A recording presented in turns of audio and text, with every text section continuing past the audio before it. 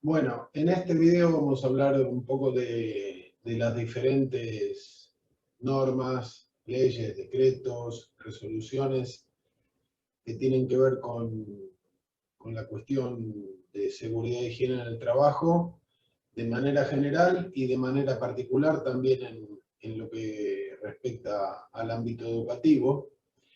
Recordando que la ley 19.587, que es la ley de seguridad e higiene, es una ley a nivel nacional, o sea, las provincias no tienen leyes de seguridad e higiene, sino que se rigen por esta norma única.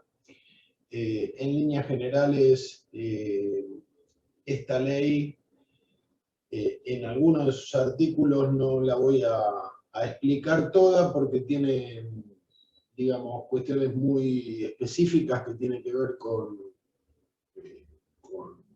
el trabajo en la industria, porque recordemos que es una ley del año 72, que se reglamentó en el año 79, que básicamente se encuadró en la relación de trabajo industrial, de manera general, digo, pero vamos a nombrar algunos artículos que son importantes. El artículo 4, por ejemplo, que habla que la higiene y la seguridad en el trabajo comprenderán normas técnicas y medidas sanitarias de prevención, con el objeto de proteger la vida y preservar y mantener la integridad psicofísica de los trabajadores, ¿no? Como el artículo fundante de esta ley en ese primer inciso, en el de proteger la vida. También habla de prevenir, reducir o eliminar y o aislar los riesgos en los diferentes centros de trabajo,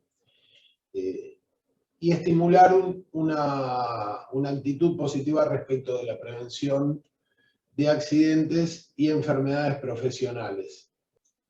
Hace una división de los riesgos en función de definir que hay riesgos de varios tipos. El primero es el riesgo físico, ¿no? Aquel riesgo en el que el ambiente a través de su energía interactúa con la persona.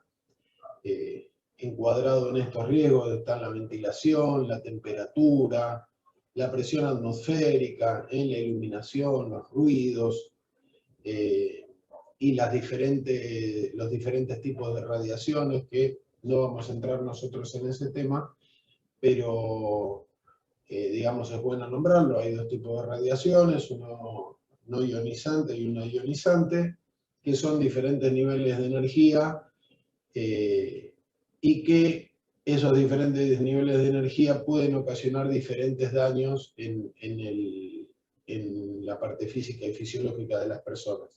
Por otro lado, están los riesgos químicos, la contaminación ambiental, con polvos o humos o nieblas o diferentes sustancias con las que podemos interactuar.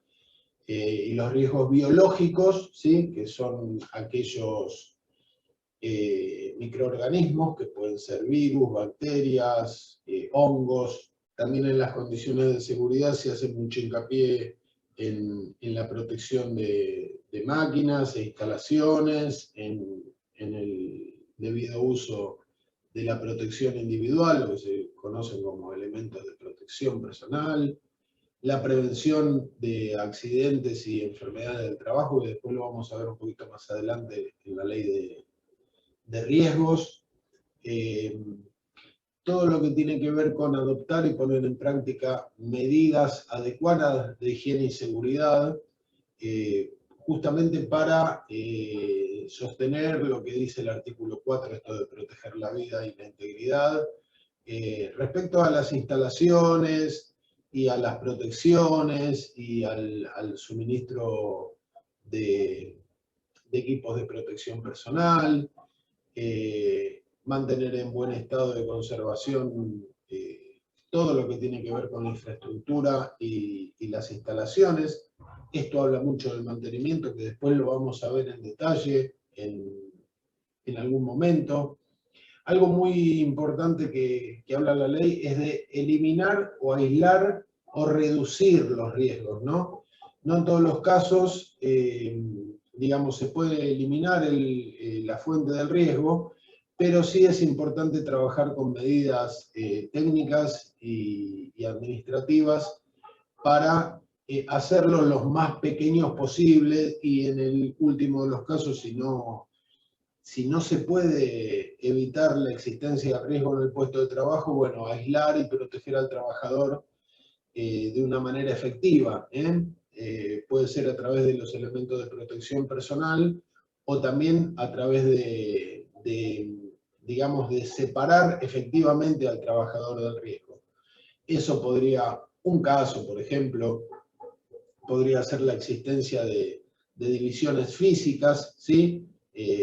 Pantallas, protecciones, resguardos, todo lo que impida que la persona puesta en el puesto de trabajo esté aislada de la fuente de riesgo. Y también la ley habla de las obligaciones del trabajador en tanto de cumplir las normas establecidas y las recomendaciones que se formulasen respecto a las obligaciones de uso de los equipos y de las protecciones. Otro punto de nuestra obligación sería el someternos a los exámenes médicos de rutina, llamados periódicos, y cumplir con, obviamente, con las prescripciones que se indiquen o se formulen en tal caso. Asimismo, digamos, la ley insta al cuidado de lo que serían las señalizaciones y la cartelería como una obligación, y a la de participar de manera activa en la denuncia, ¿sí? ante el empleador, en este caso, de condiciones de riesgo que digamos, en las que el trabajador perciba que hay en el sector de trabajo alguna condición anómala que puede causar un riesgo, denunciarla efectivamente ante el empleador. Esto es más o menos un resumen de la ley, que es la ley fundacional, digamos, en esta cuestión de la higiene y la seguridad. Esta ley tiene un decreto. Ustedes saben que las leyes se efectivizan, la ley se promulga, pero entra digamos, en funcionamiento a través de lo que se llama un decreto reglamentario, y esta ley tiene un decreto, tiene varios, pero un decreto que es el más importante, que es el decreto 351, que voy a intentar darles algunos detalles muy globales, porque recordemos que esto no es un seminario técnico. El decreto 351 básicamente lo que hace es poner de manifiesto, desde el aspecto más técnico, todas aquellas cosas en las que la ley determina cuáles son los límites de los riesgos. Entonces, especifica métodos de control, dispositivos, protocolos y también cuestiones que tienen que ver con las variables que se están midiendo. Por ejemplo, habla de lo que es la carga térmica, o sea, el calor, ¿sí? La energía térmica que existe entre el individuo y el ambiente en el que está trabajando, la contaminación ambiental, en términos de las sustancias que intervienen, de cuáles son los valores límites de concentración que se pueden encontrar en el ambiente de trabajo de cada una de las sustancias. Habla de la ventilación, en términos de cuáles son los volúmenes de recambio de aire recomendados de acuerdo a las tareas. Habla de la iluminación, todas cosas que vamos a ver después, ¿no? Habla de iluminación y del color, de cómo se mide la cantidad de iluminación, de cuál es la cantidad de iluminación requerida para cada tipo de actividad, cómo se verifican esos niveles de iluminación, de ruido, cuáles son digamos, los trabajos que hay que hacer respecto del mantenimiento de las instalaciones eléctricas o de las máquinas, ascensores, habla de trabajos con riesgos especiales puntuales también, hace muchísimo hincapié en la parte de protección contra incendios, explica cuáles son las condiciones constructivas en función de los tiempos que una estructura puede mantenerse en pie sin colapsar, de las condiciones de extinción que tiene que tener cada tipo de locación, ¿sí? Locación, entendámoslo como el lugar donde se llevan a cabo las tareas en función del tipo de actividad, habla de los elementos de protección personal y citaba, en su momento, después fue modificado por otro decreto, que es el 1338 del año 96, que habla puntualmente de la actuación de los responsables de seguridad e higiene y de las empresas de medicina laboral. Por otro lado, tenemos la ley de riesgos del trabajo, que es la ley 24557. Ustedes verán que también aparece la ley 27348 ahí como complementaria sobre la ley de riesgos. Ya ha sido, digamos, complementada 2 veces. Yo me quiero particularmente dedicar a lo que es la ley de riesgos para explicar un poco de qué se trata esta ley, ¿no? Cuál es el marco, qué significa el sistema de riesgo del trabajo y qué actores, ¿sí? Aparecen en escena a partir de esta ley. Esta ley, también conocida como ley ART, porque es la ley que crea las aseguradoras de riesgos del trabajo, tiene como objetivo reducir la siniestralidad laboral a través de la prevención. Eso dicho así, como una proclama, así como la ley de seguridad e higiene hablaba de preservar la vida y mantener la salud psicofísica de los trabajadores. El objetivo principal de la ley de riesgos del trabajo es reducir la siniestralidad laboral, ¿sí? A través de la prevención. Pero no solo eso, porque cuando hay siniestralidad, la ley, digamos, explicita que lo que hay que hacer es reparar los daños causados por los accidentes de trabajo o las enfermedades profesionales, ¿sí? Entendiéndose los accidentes como aquellos sucesos con daño súbito, ¿sí? Que se dan en ocasión del trabajo. También hay un tipo de accidente específico que es el accidente in itinere, que se da en el trayecto entre, digamos, nuestro domicilio o lugar de residencia y el trabajo, y a la inversa, ¿sí? Accidentes que no son efectivos de la actividad laboral, pero que la ley los contempla, ¿sí? Entendiendo que el trabajador está yéndose o llegando al trabajo. Y por otro lado, las enfermedades profesionales, que son aquellas enfermedades que nos impactan físicamente o emocionalmente a raíz del trabajo. Esto se entiende como enfermedad, ese proceso en el que durante un tiempo, no es algo inminente, durante un tiempo y en función del riesgo a que estamos expuestos y de la periodicidad con que nos exponemos a ese riesgo, podemos tener alteraciones psicofísicas respecto de nuestras tareas. Entonces, en esto de reparar los daños también está lo de la rehabilitación, ¿sí? O sea, el tratamiento de la rehabilitación de ese daño causado por esa enfermedad o por ese accidente. Esta ley crea la figura de lo que es las ART, las administradoras de riesgo del trabajo, ¿sí? Como objeto obligatorio para las empresas, aunque también se permite que las empresas con solvencia económico-financiera y la administración pública puedan ser autoasegurados, o sea que no necesitan contratar a una ART, sino tener digamos, una capacidad financiera tal que les permita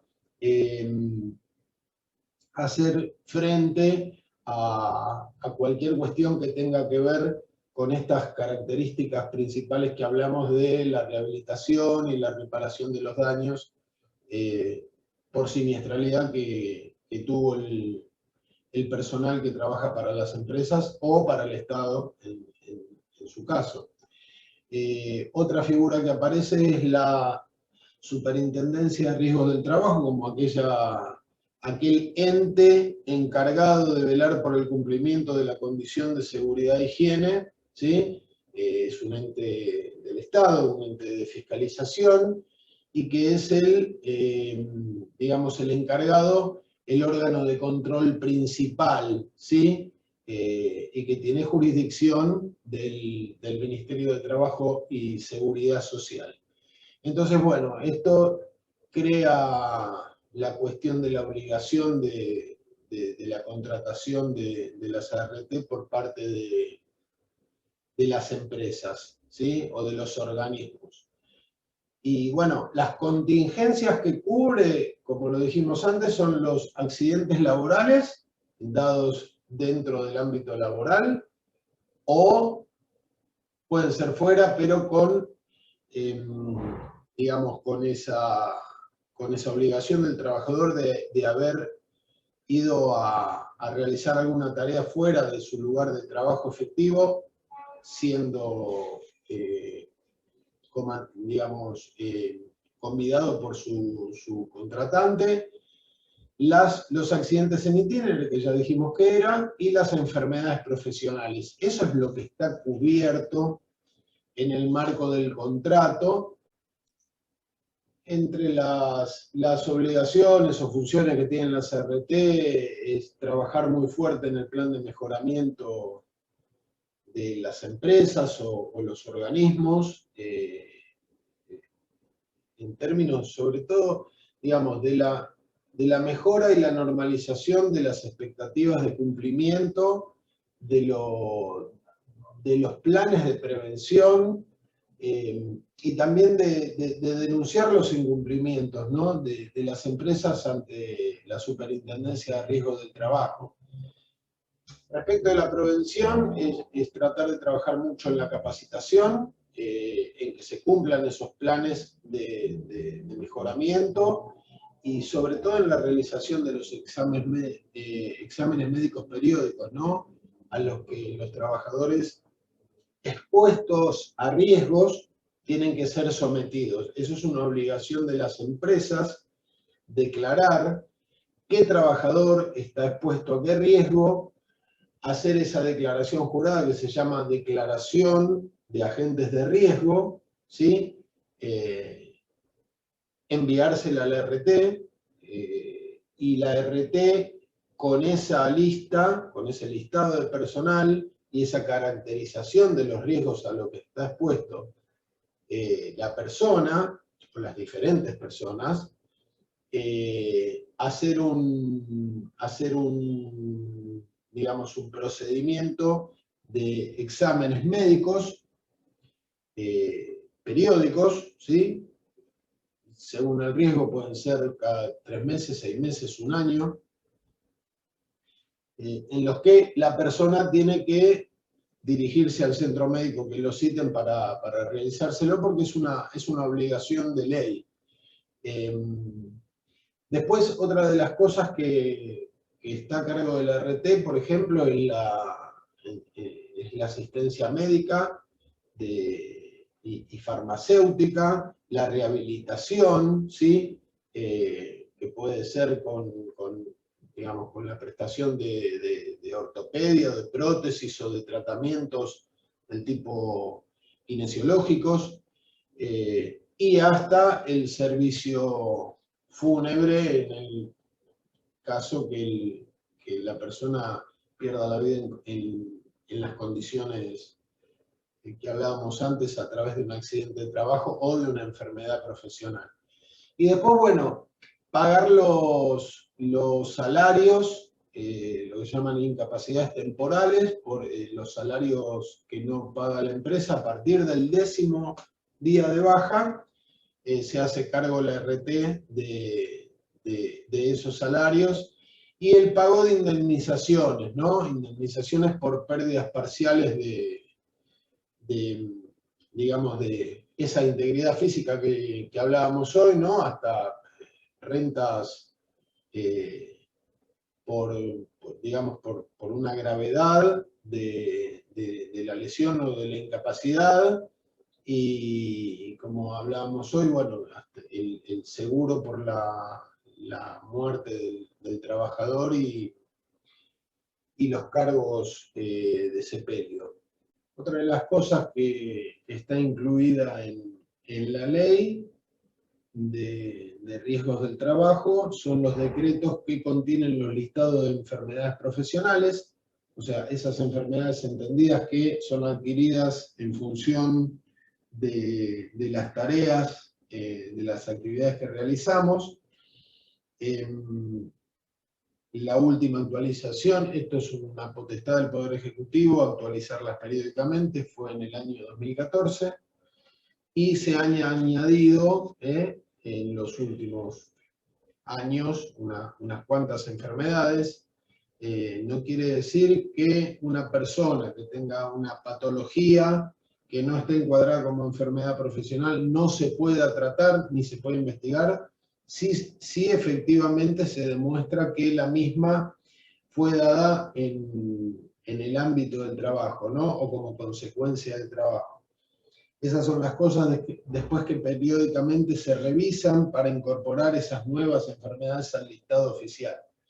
COVID, por ejemplo, es una enfermedad que se entiende como una enfermedad profesional, pero que no está listada todavía por su reciente aparición.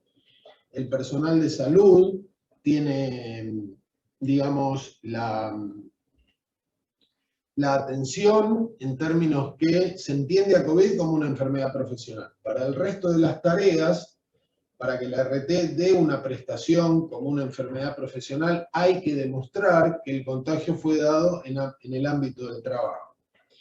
Con respecto a las enfermedades profesionales docentes, tienen en el campus un recorte que yo hice de este decreto donde les nombro las enfermedades que digamos, están referidas a nuestra actividad. Por ejemplo, la disfonía, por ejemplo, los nódulos, algunas enfermedades infecciosas, como la hepatitis A, el hantavirus, que son puntuales de algunas zonas, ¿sí? Del país, no de la generalidad, pero se entiende que hay una causa-efecto directa respecto de la actividad nuestra. Otras son las varices, que, digamos, no toda persona que tenga varices se puede referir a que la contrajo de manera directa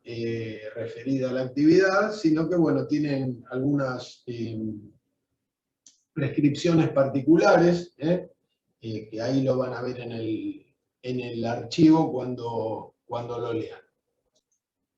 Después, ya metiéndonos en la parte más puntual, porque lo otro que vimos de las leyes y los decretos generales, tanto de seguridad de higiene como de riesgo del trabajo, son justamente globales.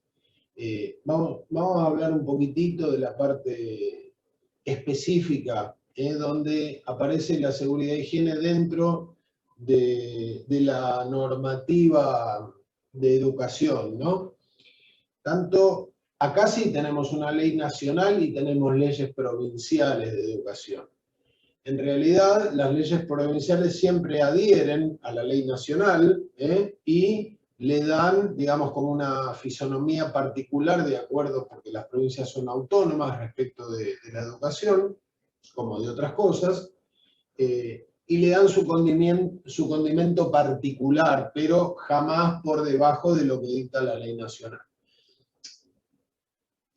No, la idea acá no es analizar las leyes porque es harina de otro costal, la constitución de lo que es la educación, simplemente en nombrarles que tanto en la ley nacional como en la provincial dice exactamente lo mismo, en un punto donde habla de los derechos de los docentes, y particularmente nombra que los docentes tienen derecho a trabajar en condiciones mínimas de seguridad y están incluidos en planes de capacitación respecto de las condiciones de higiene y de salud, ¿sí?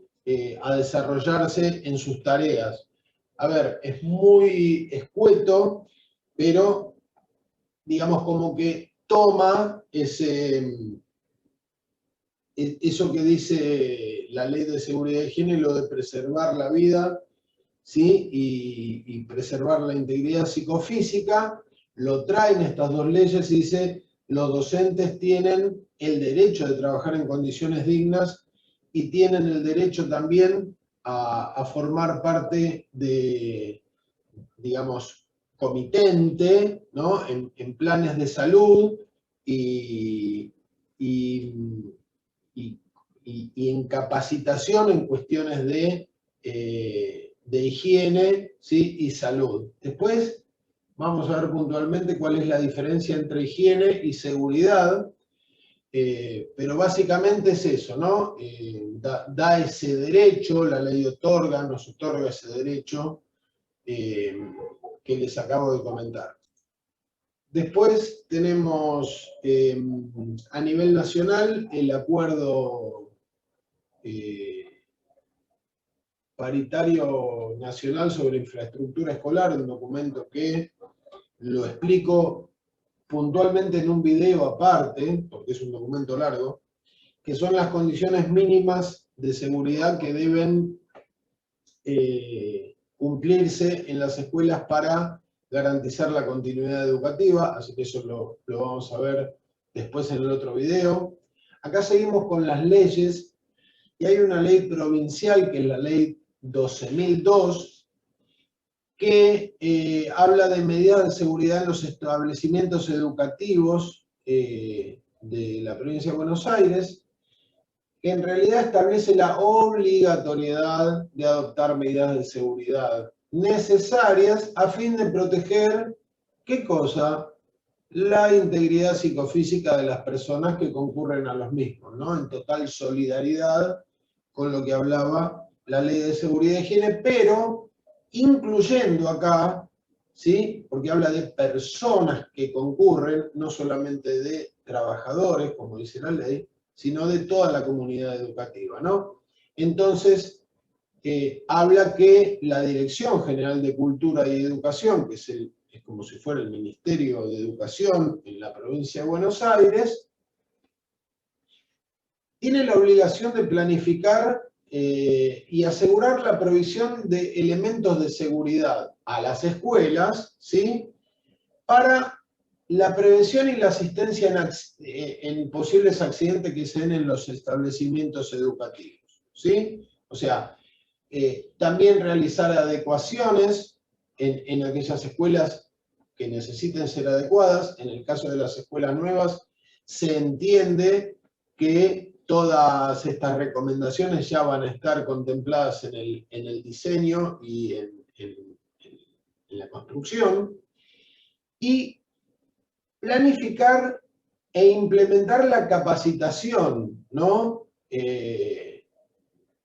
Digamos, de manera periódica a la comunidad educativa en materia de prevención de accidentes o de asistencia en accidentes o siniestros.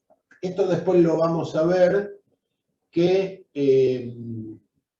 toma una forma que se llama plan de prevención, que lo voy a explicar más adelante, bien en detalle.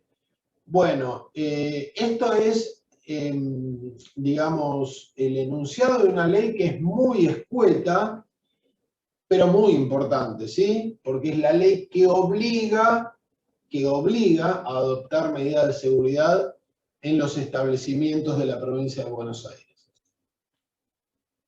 Bueno, ahora el Reglamento General de las Instituciones Educativas de la provincia de Buenos Aires, ¿no? El conocido Decreto 2299.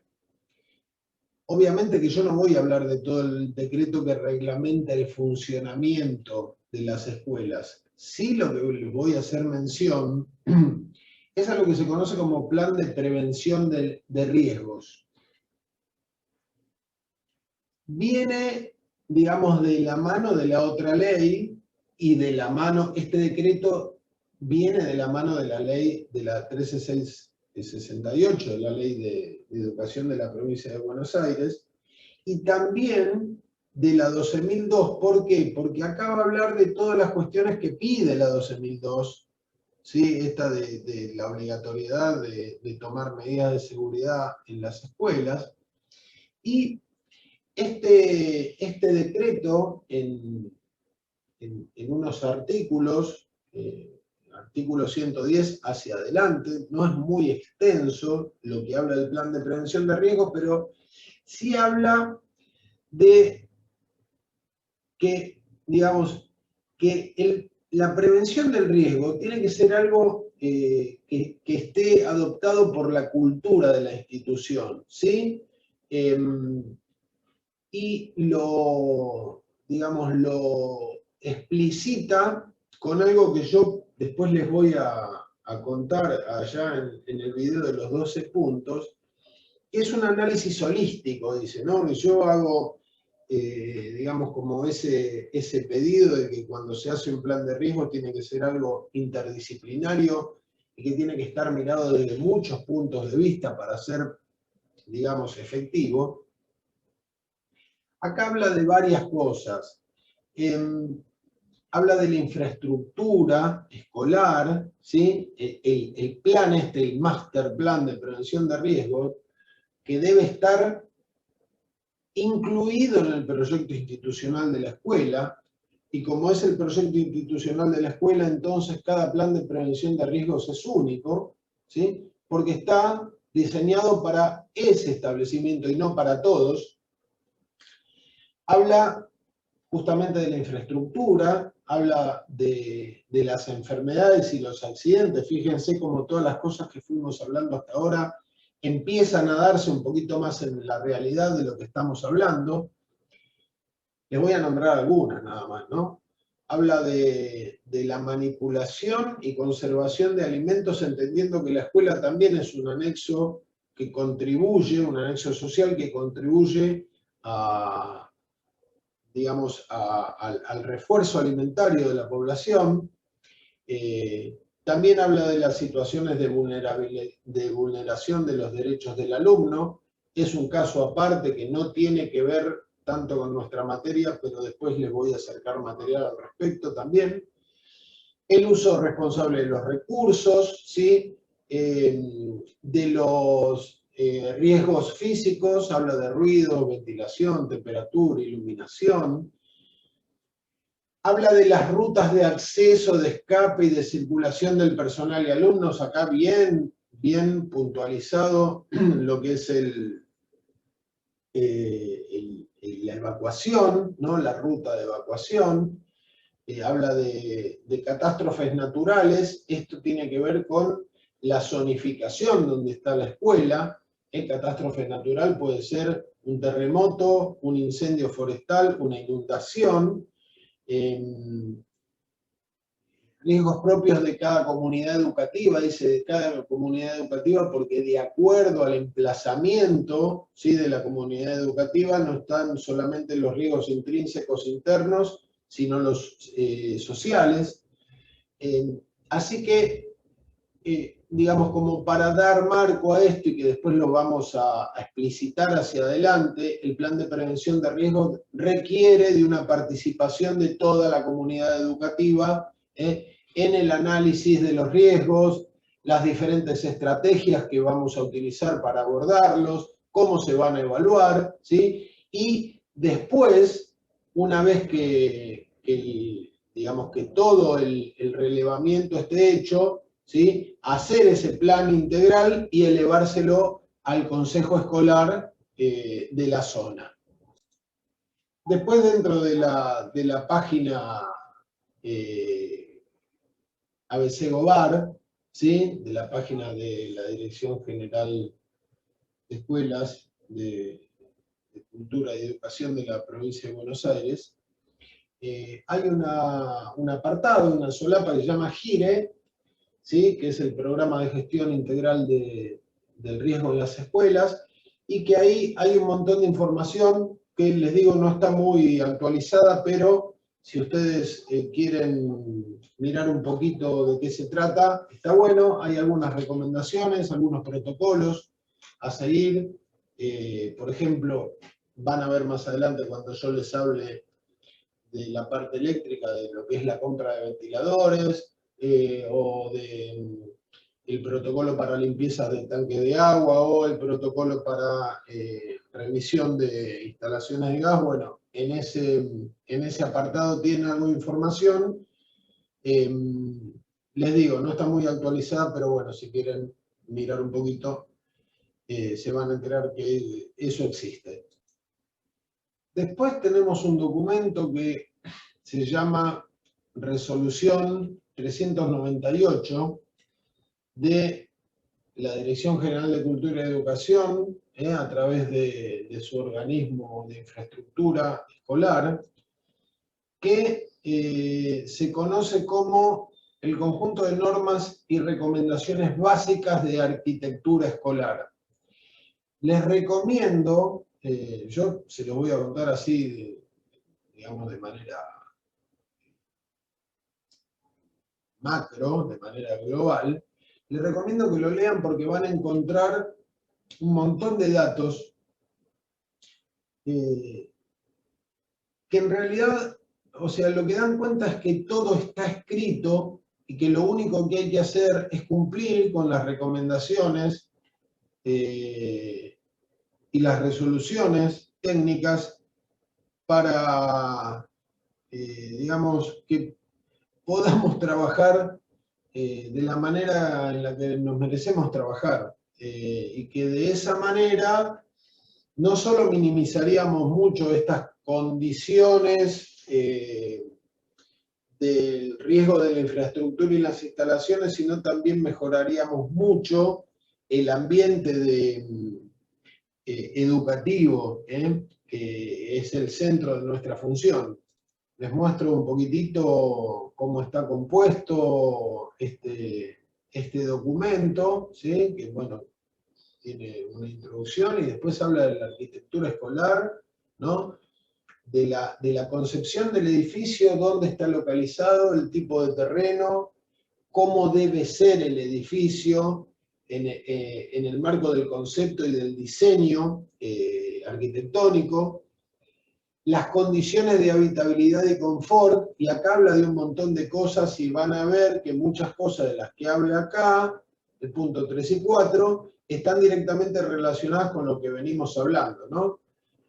Cuando habla de infraestructura de servicios, dice acondicionamiento térmico, requerimiento hidrotérmico. Hidrotérmico ya está mezclando la parte de humedad y temperatura, ¿sí? El asoleamiento, ¿no? La cantidad de luz natural que se recomienda, ventilación natural y artificial, iluminación natural y artificial, acústica, ¿sí? Todo el tratamiento de sonido o de ruido. Y el punto 4 habla de las condiciones técnicas, constructivas y de seguridad. Estructuras resistentes, habla de las paredes, de las puertas, de las ventanas, de los elementos de protección, de los techos, de los pisos, de los revestimientos, de las instalaciones de todos los servicios. Cuando escuchen, miren el video y charlemos un poquito en la clase de lo que son los 12 puntos del acuerdo paritario van a ver que está totalmente referido a estas condiciones. Estas condiciones lo que brinda, ¿sí? Esta resolución, lo que brinda son las soluciones técnicas a esos problemas. Este es un documento que particularmente creo que es el documento que a mí más me llama la atención por la amplitud y el detalle que tiene respecto de las normas básicas de cumplimiento, ¿no? Acá habla para los diferentes niveles, desde el inicial hasta el secundario. Yo elegí, a modo de ejemplo, estas son las normas básicas de cumplimiento obligatorio para el nivel primario. Fíjense, voy a pasar así un poco rápidamente, pero me gustaría que después ustedes lo miren porque parte del trabajo que van a tener que hacer está directamente relacionado con esto. Dice, distancia y tiempo de recorrido máximo en el ámbito urbano hasta 1 kilómetro y hasta 15 minutos. O sea, el radio de acción, ¿sí?, que tiene que tener la escuela respecto a la demanda educativa del sector. Limitaciones de ubicación del edificio. Tiene que estar a más de 300 metros de lugares que representen peligros físicos o influencias negativas. Podría ser fábricas, podrían ser focos, ahí dice a 500 metros de foco de contaminación ambiental, a más de 100 metros de cables de alta tensión. El terreno no se admiten construcciones por debajo de la cota de máxima creciente, o sea que ninguna escuela podría estar en una zona ribereña, ¿sí?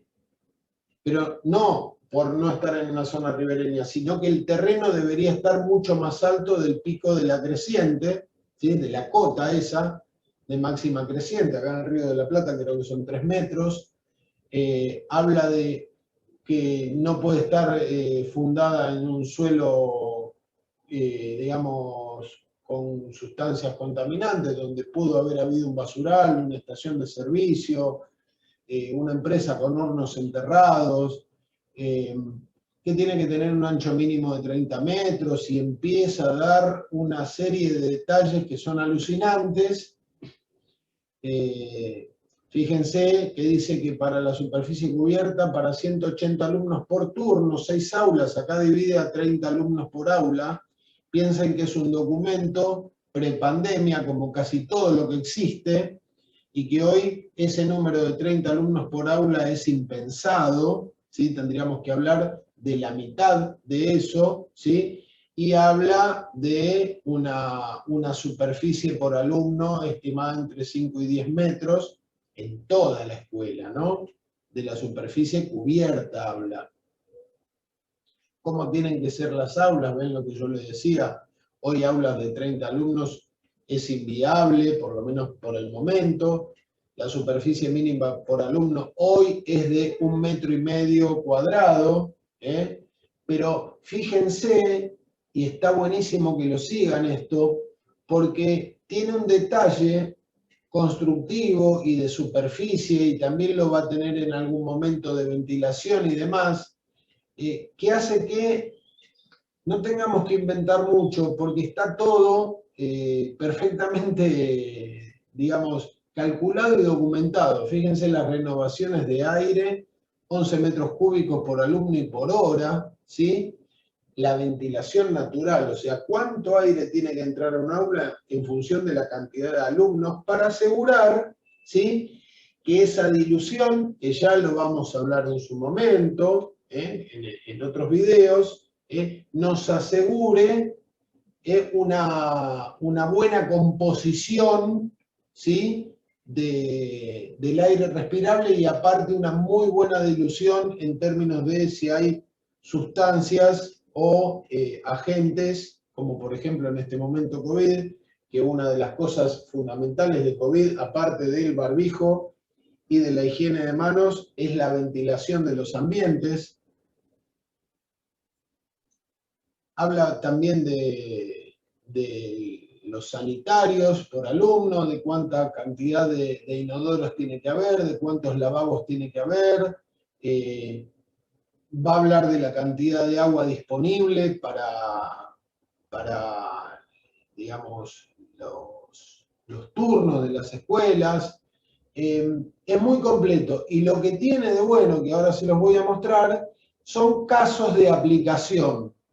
Estos casos de aplicación es la programación escolar, fíjense, de una escuela de 6 aulas, de 180 alumnos por turno, que era más o menos el ejemplo de cuando empezamos, y cómo se hace el cálculo, ¿sí?, en función de la superficie que necesitamos, digamos, de la superficie en función de las aulas, de los laboratorios y de los diferentes sectores de la escuela.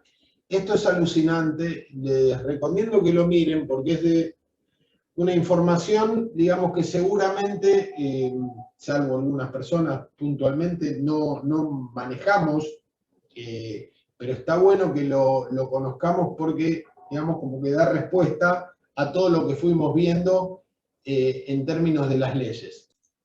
Y, digamos, para terminar con esto, tenemos la ley 24314, el sistema de protección integral de los discapacitados, la ley de accesibilidad de personas con movilidad reducida.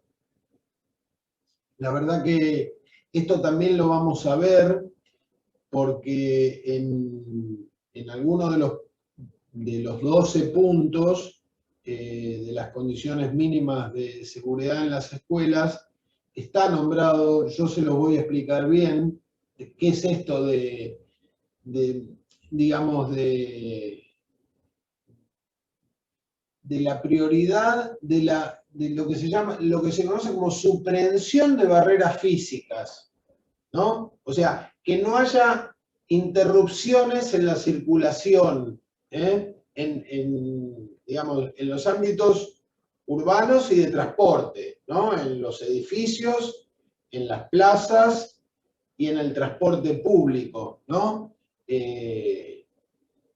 Con la obligación de, digamos, de tener en cuenta al momento de la construcción y de remodelar al momento de construcciones o de equipos existentes, ¿sí? Pero, digamos, el principal objetivo es justamente esto, ¿no? La eliminación de barreras físicas en itinerarios peatonales, siempre donde hay desniveles, ¿no? De todo tipo, todo tiene que tener una rampa, el tema de las rampas y escaleras es algo que vamos a abordar en otro punto, pero, digamos, donde hay una rampa o donde hay una escalera, tienen que haber pasamanos de ambos lados, ¿sí? Y esto es para cualquier lado, no solamente para un edificio, para plazas, espacios libres, parques, estacionamiento, en la vía pública, en obras en la vía pública, donde haya una obra, ¿no? Tiene que estar señalizada, tiene que haber vallas de protección a los laterales y, digamos, toda la posibilidad que estas personas con esa movilidad reducida por sí o por estar asistiendo a una persona con movilidad reducida no sea un impedimento para, digamos, trasladarse de un lugar a otro sin inconvenientes.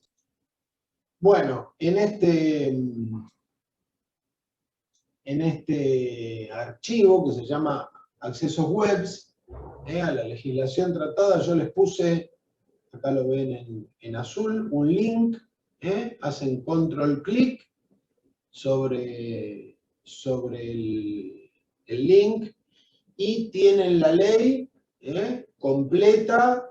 El que quiere investigar un poquito más lo puede hacer. Yo lo que quería hacer era hacer un resumen de todas estas leyes, para que durante la clase no se nos vaya tanto tiempo en la explicación puntual, que podamos ir avanzando con un aspecto más global y más participativo.